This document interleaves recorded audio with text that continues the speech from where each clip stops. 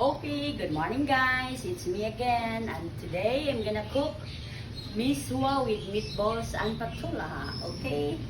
Okay, these are all the ingredients. We need salt, black pepper, soy sauce, the miswa, and then water, meatballs, garlic, onions, spring onions, bell pepper, and then cubes, 4 cubes, and then the sikwa. Sauteed garlic.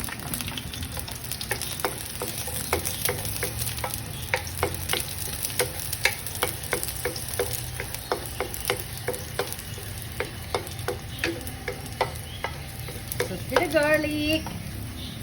And then sauteed onions.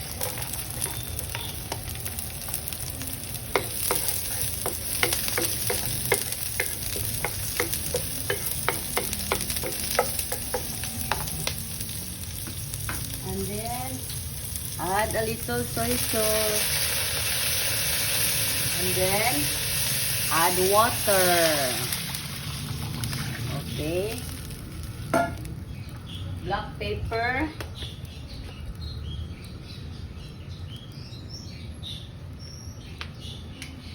And then salt. Just a little first. I'm gonna add the cubes. Okay, so now we're gonna cover it until it will boil.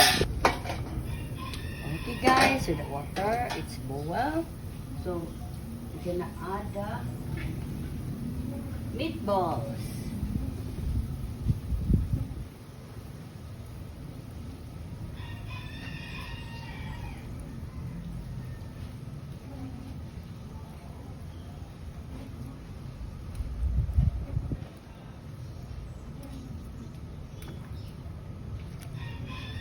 And then, as well the miswa.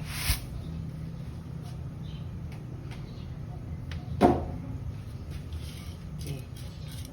And then, we'll be right back.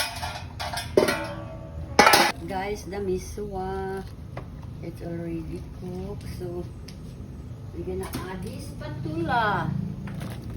Kadaghan din ang patula. It's so much patula. I love patola. Okay, so we'll be right back. And guys, we're gonna add this one also. Okay, so we'll be right back. Guys, look at our miswa with meatballs and patula is done.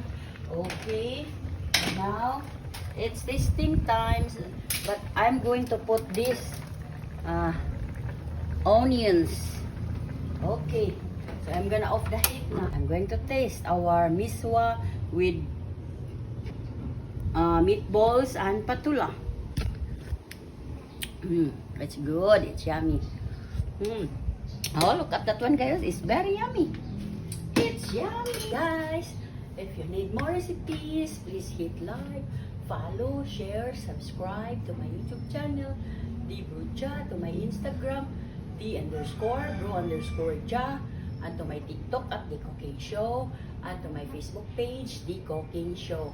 Please follow and subscribe on my Facebook page and Instagram. And to all my accounts, guys, my YouTube, TikTok, Instagram, Facebook page, and personal blog. And to my personal blog, Delia Valentine. To all my supporters and non-supporters, thank you for watching.